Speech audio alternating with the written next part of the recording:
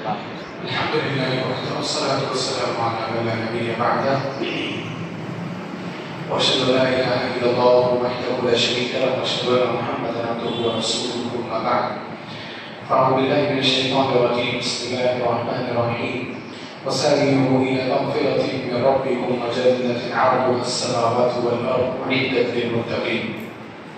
محترم حضرات کرام، یہ دور فتنوں کا دور ہے، آزمائشوں کا دور ہے، خواہشات کا دور ہے، شہوات کا دور ہے.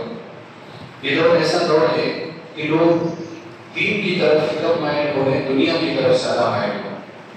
آج اگر آپ لوگ پیسوں کی بات کریں، پراپرٹی کی بات کریں، جائیداد کی بات کریں، زمینوں کی، کھیتوں کی بات کریں تو 10 لوگ آپ کی بات سننے کے لیے آ جائیں.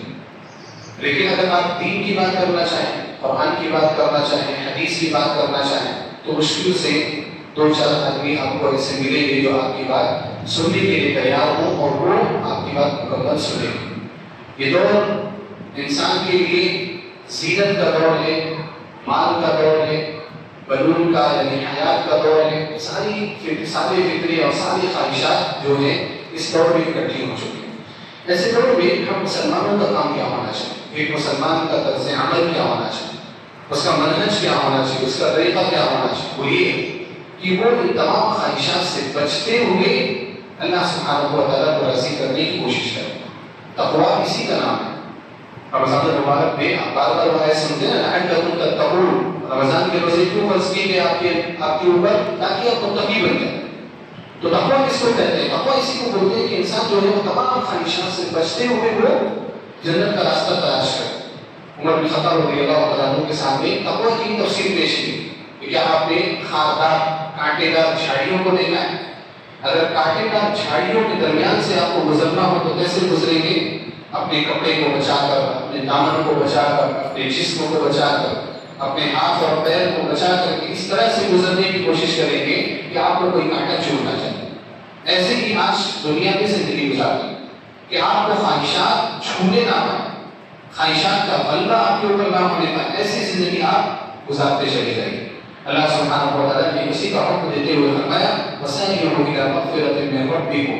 اے لوگوں اپنے رب کی مغفرت کی طرف دوڑ لگاؤ، بھاگو، کمپٹیشن کرو، مسابقہ کرو.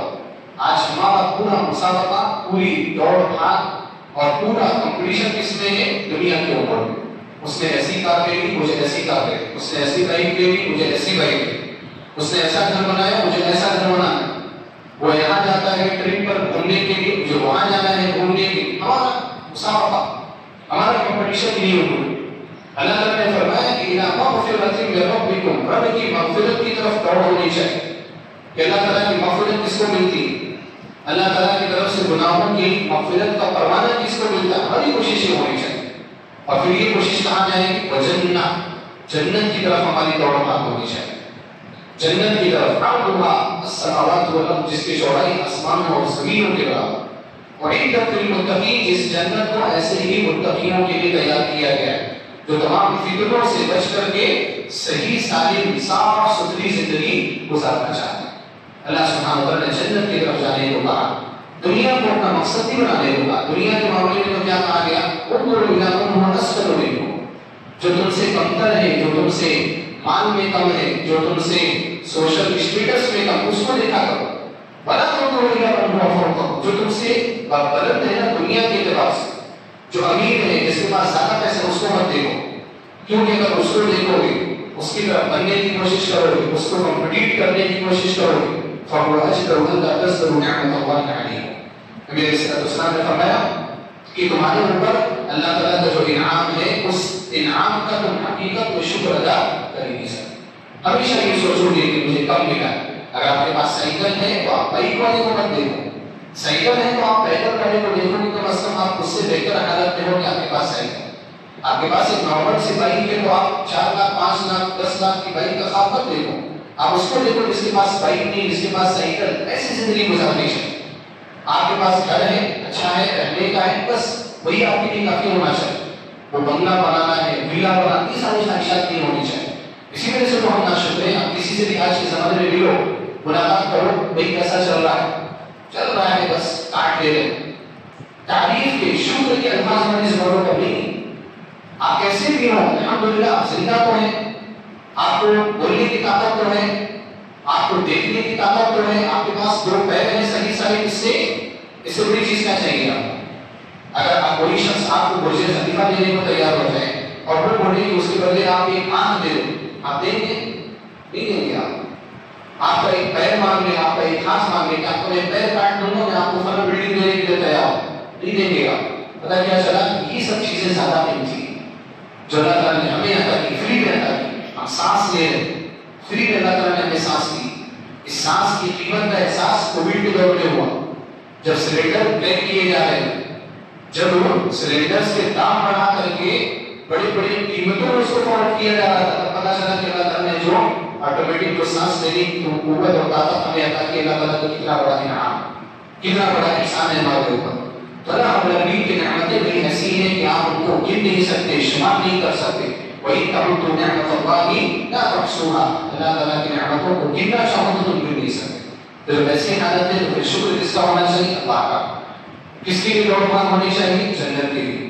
کس کے لیے مسابقہ ہونا چاہیے؟ اللہ تعالیٰ کی مغفرت کی طرف.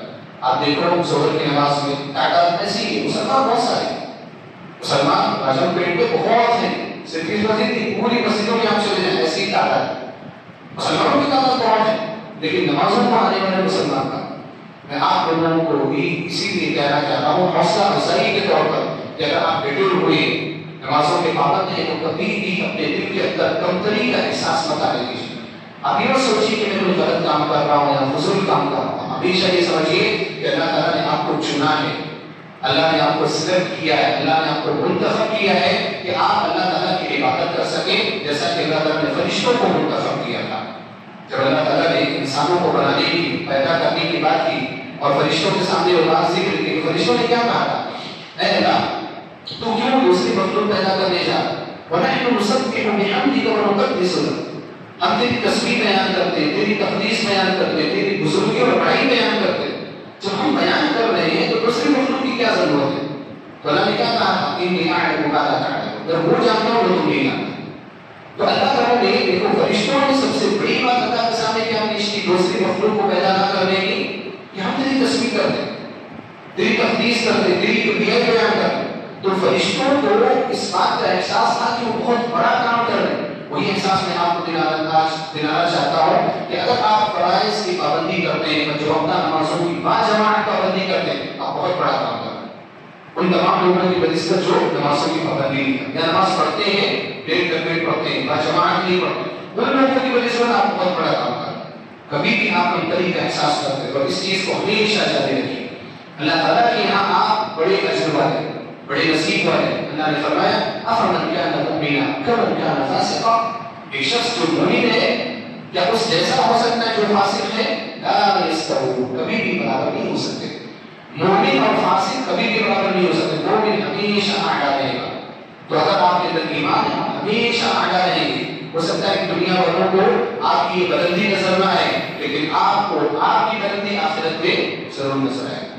آپ کو جب حساب کتاب کے لیے پیش کیا جائے گا, وہاں آپ کے اعمال پیش کیے جائیں, وہاں یہ نمازیں پیش کی جائیں, وہاں یہ جماعت سے حاضر ہونا پیش کیا جائے, وہاں پر آپ کو پتہ چلے گا کہ آپ نے کتنا بڑا کام کیا. تو خلاصہ یہ بھائی اور دوستوں کی فطروں کے دور میں اگر ہم اپنی سلامتی چاہتے ہیں, حفاظت چاہتے ہیں, تو اللہ سبحانہ و تعالیٰ سے مضبوط تعلق قائم کر کے رکھیں. اللہ رب العالمین سے رشتہ مضبوط کریں. اور رشتہ کیسے مضبوط ہوگا؟ فرائض کے ذریعے سے, فرائض کی پابندی کے ذریعے سے, حرام چیزوں کے بچنے کے ذریعے سے. اسی ذریعے سے ہمارا رشتہ اللہ تعالیٰ کے ساتھ مضبوط ہو سکتا ہے. رب العالمین سے دعا کرتا ہوں الہ العالمین کو ہم سب کو خیر کے کاموں میں مسابقہ کرنے کی توفیق عطا فرما. الہ العالمین فرائض کی پابندی کرنے کی توفیق عطا فرما.